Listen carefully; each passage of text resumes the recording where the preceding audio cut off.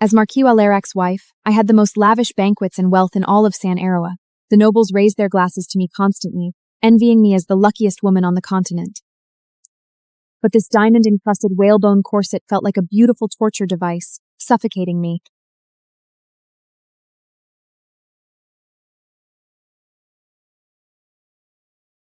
Oh, my beautiful wife, my entire fortune shines just for you. But only I knew the suffocating control hidden behind this gilded cage.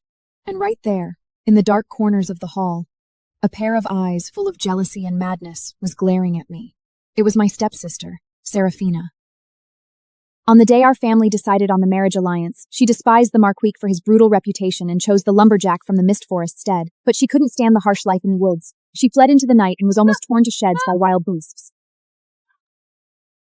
Now, seeing me draped in gold, jealousy has completely blinded her. Why? His favor and endless wealth were supposed to be mine! You stole my life! When I opened my eyes, the blinding sunlight stung them. I hadn't died in the banquet hall. I was standing right in our family's main hall. It's mine! The Marquis's favor, his wealth, they're all mine! I am the only one who can be the Marchioness!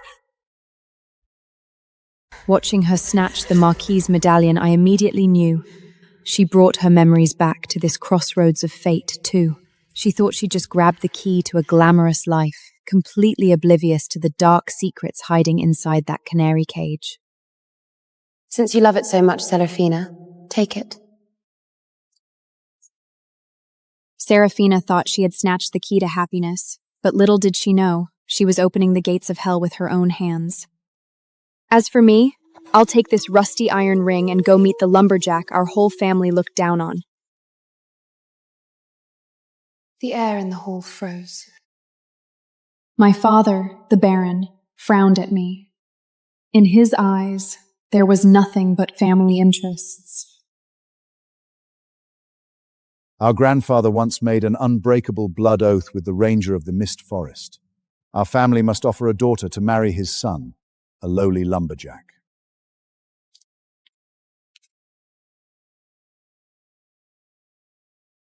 Father, since her despicable soul is only fit for dirt and poverty, let's give her what she wants. Elena, go rot in that dark, damp forest and spend the rest of your life with that lumberjack! I picked up the mud-stained iron ring without hesitation. Anyone who could survive this long in the beast-ridden mist forest is by no means ordinary. Besides, choking down the grossest black bread in the forest is 100 times better than swallowing the poisoned wine of the Marquis's estate.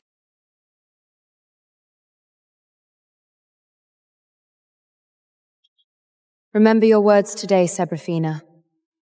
I hope the Marquis's jewels can fill your greedy soul. To keep me from embarrassing the family at the castle, my father kicked me out that very day. Standing in the square with nothing but a battered wigger suitcase, I saw my husband for this lifetime for the very first time, Aliston. He stood there like the most aloof frostwolf from the extreme northern Icelands, completely ignoring the disgusted looks from the passing noble servants. Hey, tree chopper, here's your bride. Now take her and get out of our sight. Your filthy feet are dirtying the castle grounds. It's not too late for you to back out. There's no fine velvet or dazzling jewels in the mist forest. Just biting winds and bloodthirsty beasts. I have no need for those false, frivolous things. All I want is a place where I can grow my flowers in peace.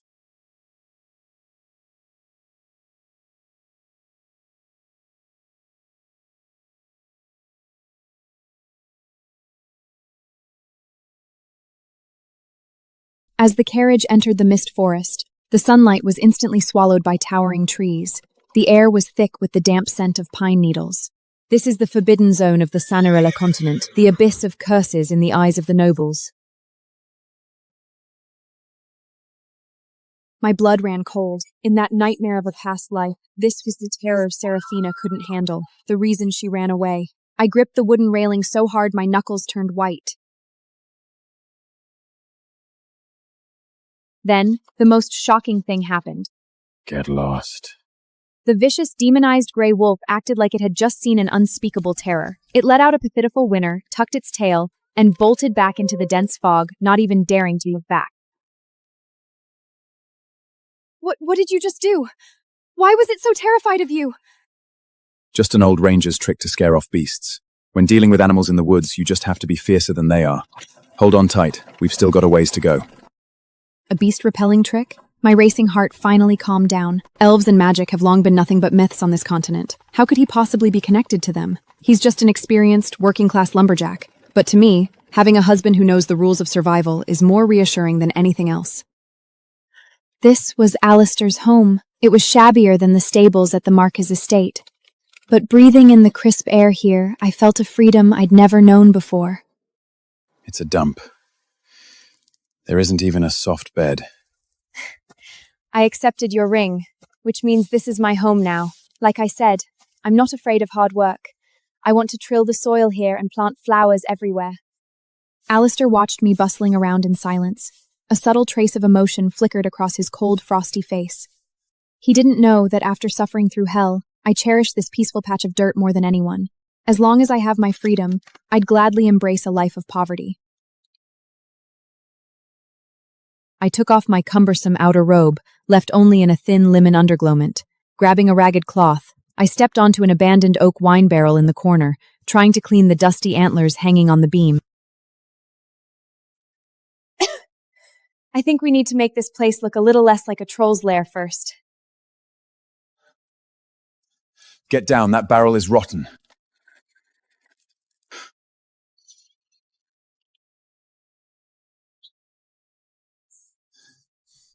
The moment I fell into his arms, I was hit by the strong scent of firwood on him. We were so close. Close enough for me to clearly feel his heart pounding wildly against his chest, and his hot breath brushing across my cheek. That barrel was completely rotted out. You almost fell.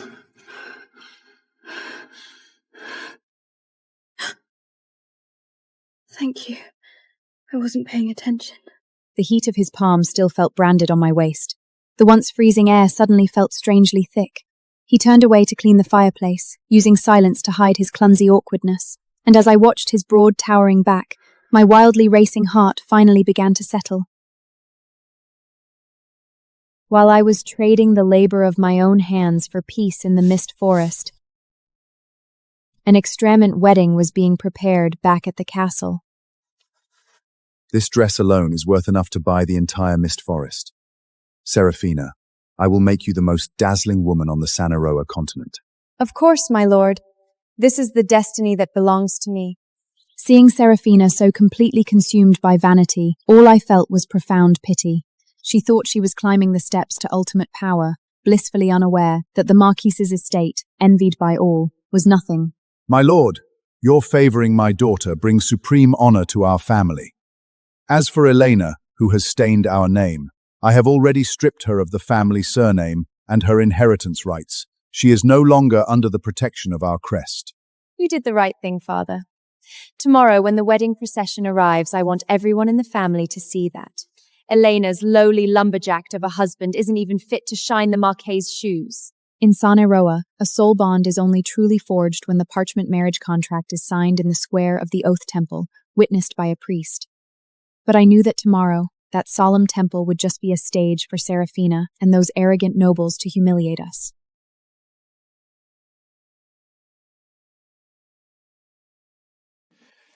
Tomorrow, we go to the Oath Temple. Alistair, the Marquis's wedding procession will be outrageously extravagant. Seraphina and my father will definitely use it to humiliate you. We don't need their so-called witness.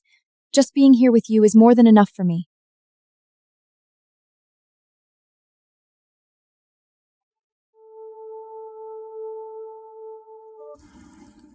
It's your ceremony. I don't want to miss that. He placed the glowing fruits on the table. It was a plant I'd never seen before, radiating a magic that calmed the mind. My breathing slowed, and the tension in my shoulders melted away. Looking at his broad, mindless shoulders, I truly felt that long he is with me, I could face entire world the mocking without an ounce of fear. In the square of the Oath Temple, the massive sacred fire braziers were blazing. In my nightmare of a past life, this was the beginning of my suffering. But in this life, it was Seraphina's carnival, where she thought she had reached the pinnacle of power. My God, is this the grandeur of a marquise with boundless wealth? It's lavish! Even the horseshoes are solid silver. Look over there! Elena, the one kicked out of the family, her dirt-poor husband actually showed up. The surrounding nobles glared at us with extreme contempt, like they were looking at a filthy rat that had wandered into a crystal palace. Seraphina, weighed down by that diamond-crusted dress, strutted arrogantly toward me on the marquis's arm. Good heavens, Elena! You reek of rotting wood on the sacred day we present our marriage scrolls to the gods. I'm going to faint from the stench. You bottom-feeding peasant from the mist forest. The crimson carpet of the temple's main altar isn't meant for people with mud on their boots. Wait until we've signed under the priest's witness, then you can crawl in and sign your cheap little contract. I don't want my souls get stained by you. The Marquis's clueless guests were too busy laughing to sense the danger. But somehow, the pure white steeds pulling the golden carriage went weak at the knees. They all collapsed to the ground in unison, nearly flipping the carriage over. Why are these blasted horses going mad? My lord, no matter how magnificent your carpet is, it can't mask the rot festering deep inside someone's soul. Alistair, let's go home.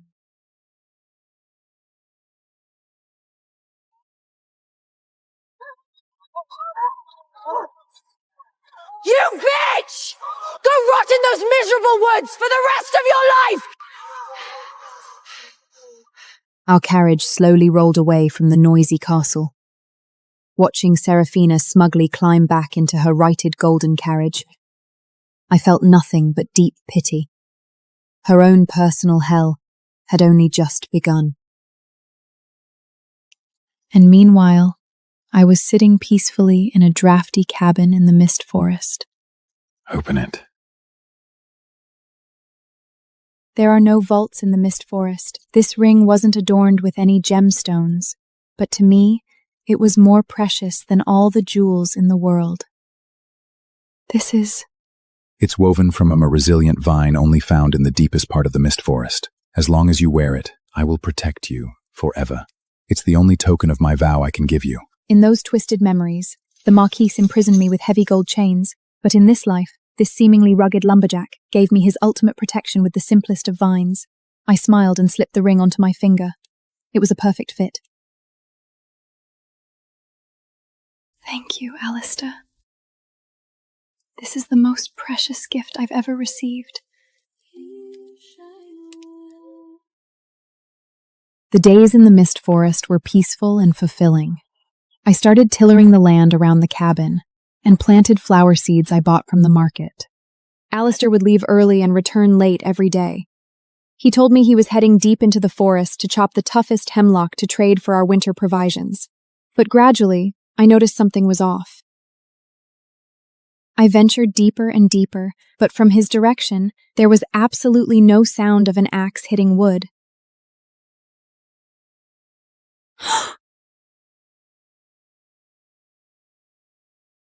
My king, Marchok Alaric, is gathering a massive force. They plan to level the southern edge of the mist forest to mine a newly discovered gold vein underneath. Ignorant humans daring to trespass on sacred elven territory. Please grant us permission to strike. We will water the poison brambles at the border with their blood and ensure none of them return.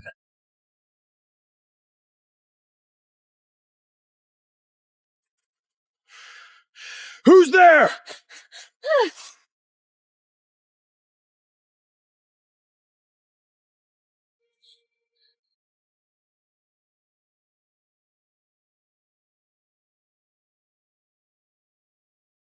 Boss, we'll take our leave.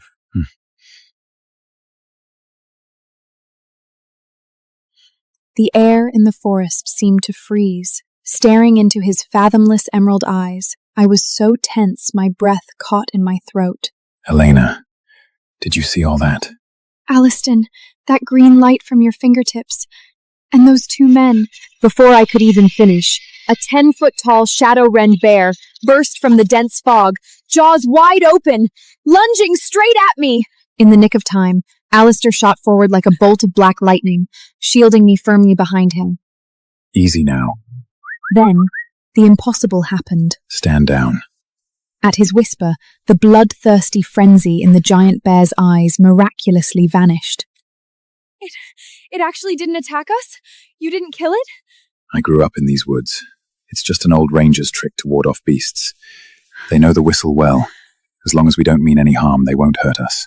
Surviving that brush with death leaning against his broad, warm chest, I felt safer than I ever had in my life. Even if he was hiding an abyss behind him, the back shielding me right now was undeniably real. I locked my doubts away, waiting for the day he'd be willing to bare his true soul to me.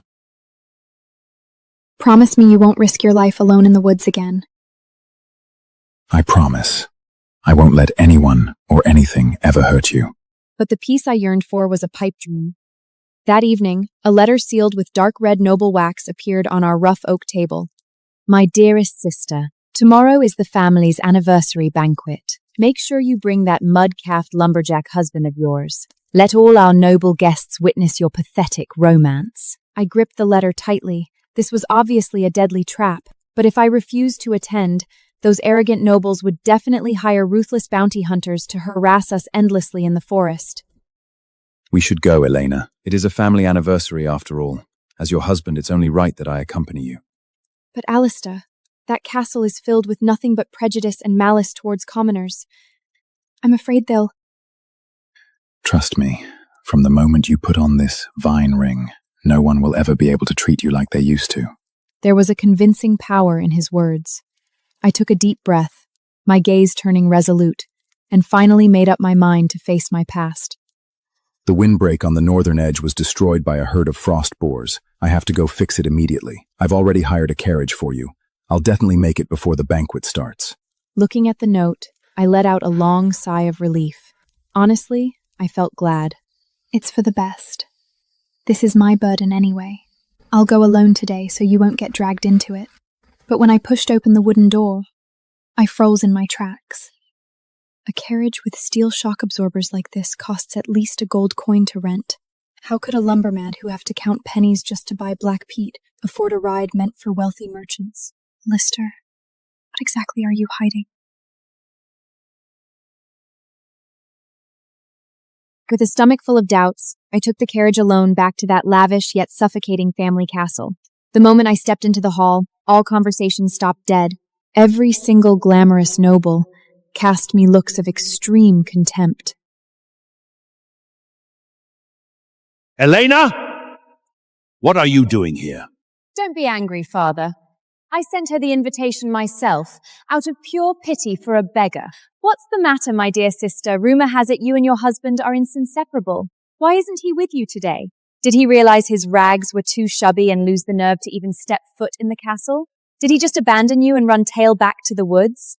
Serafina was laughing hysterically, but I could still see through her facade to the hellish life she endured at the Marquise's estate, betrayed by the dark purple bruises she tried to conceal with heavy powder along her neckline. Alistair has more important matters to attend to, unlike some people who wear priceless gowns yet still have to try so desperately to hide how miserable they truly are. Shut up! How dare a lowly commoner like you talk back to me? Cowardness is always carved into the bones of commoners. Elena, since your pathetic husband doesn't even have the courage to protect his wife, I won't be too harsh on you. Butler, take her to the servants' table in the kitchens. Let no one say I, as your brother-in-law, don't understand noble mercy. Looking at this immaculately dressed but twisted sadist, I mercilessly tore off their hypocritical masks in public. You should save your mercy for your wife, my lord. After all, having to buy powder thick enough to barely cover the layers of whip marks and bruises on her neck every day, that must be quite an expensive undertaking. You arrogant heretic! You have a death wish! Just as the infuriated Marquise was about to order the guards to drag me out, a loud, trembling announcement echoed from outside the castle. Reporting to the Baron, the legendary Court of Life merchant gang has delivered an unimaginably precious gift. They said it's an ultimate blessing for the most esteemed lady tonight. With that announcement, the entire hall plunged into dead silence. The Court of Life is an ancient and extremely mysterious merchant guild on the continent of Sani Roa. They wield terrifying wealth capable of toppling empires, yet they haven't dealt with ordinary nobles in decades. Bards even sing that they are the remnants of the mythical elven kingdom. But to us humans, elves are nothing more than absurd fairy tales to trick children. Dead center in the mahogany chest was the emerald crown of the Water of Life, radiating a potent natural magic. Good heavens! This must be for me! The Marquise must have spent a fortune in secret to prepare this surprise for me. Who else on this entire continent deserves to be called the most esteemed lady but me? Shamelessly, Serafina snatched up the crown and placed it right on her own head.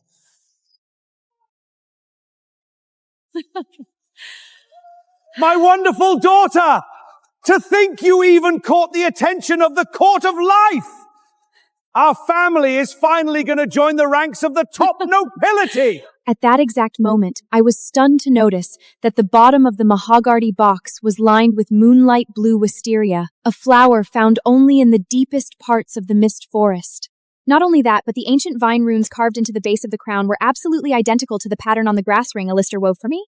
Why would a crown belonging to the Court of Life bear the exact same runes as his? My heart was full of shock and confusion. But I was certain of one thing. A sacred relic like this was way beyond the reach of a money-grabbing man like the Marquise. By falsely claiming this monumental gift, Serafina was essentially placing her own head on the guillotine. Serafina, forcing something onto your head that doesn't belong to you is only going to invite disaster. Are you jealous, you bitch? You don't even have the right to look at this crown in your lifetime. Father, throw her out!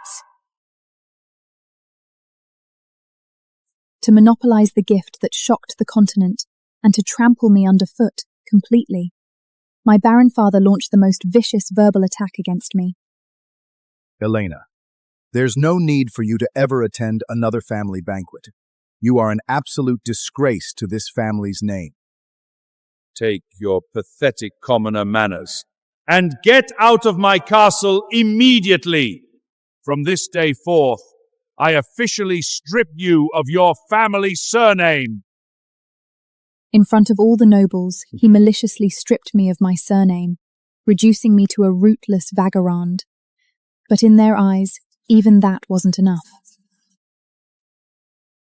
Serafina was tortured endlessly at the Marquise estate and received no love from her husband whatsoever. When she saw the token Alarady had woven for me in my hand, a sick jealousy instantly twisted her sanity. Hold on. What's that circle of broken grass in your hand? A token from your dirt-poor husband? How dare a lowly commoner like you possess something like this? The more you cherish it, the more disgusted I get. Guards, rip that trash off her! My endurance didn't make these people stop. It only made them worse. She just couldn't stand seeing me have anything good and wanted to destroy my only solace. This is a vow token from my husband. It belongs to me, and no one is taking it from me. Why waste breath on this ignorant wretch? Just snatch it from her.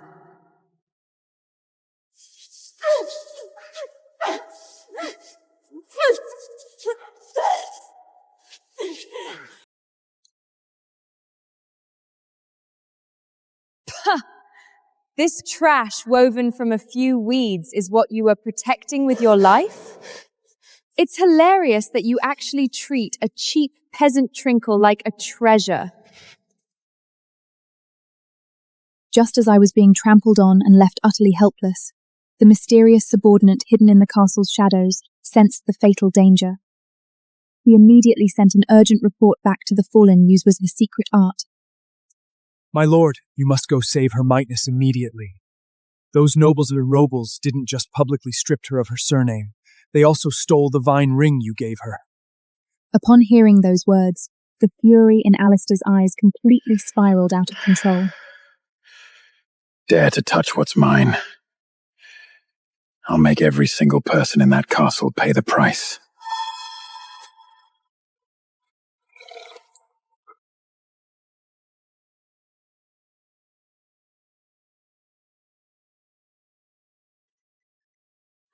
seeing me sprawled on the ground, desperately trying to snatch back the ring. A twisted excitement flashed in Seraphina's eyes. It seemed she'd just thought of a brilliant new way to torture me. My dear sister, looking at you in such a pathetic state, you really want this broken ring back, don't you? How about we play a little game?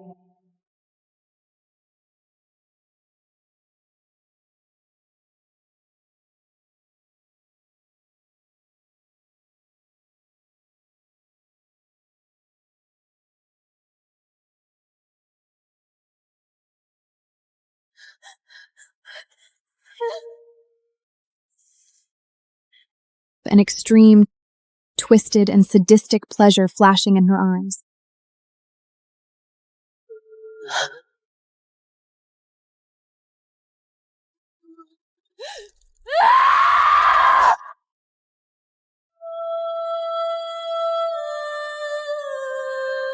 Oh my, I'm so sorry. My hand, it just slipped.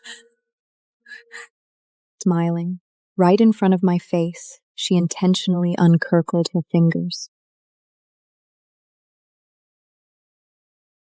In that moment, my heart was reduced to ashes right alongside that ring. The light in my eyes completely died, replaced by a glaring blue. The lowly lumberer of all the nobles had been recklessly mocking, had descended like a god.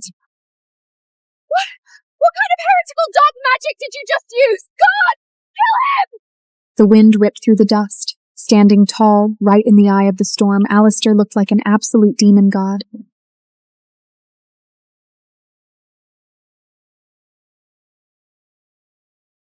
Just a terrifying aura that crushed everything in its path was enough to make all the high and mighty nobles go weak at the knees. I'm late. The entire castle instantly bow in submission. Who gave you the nerve?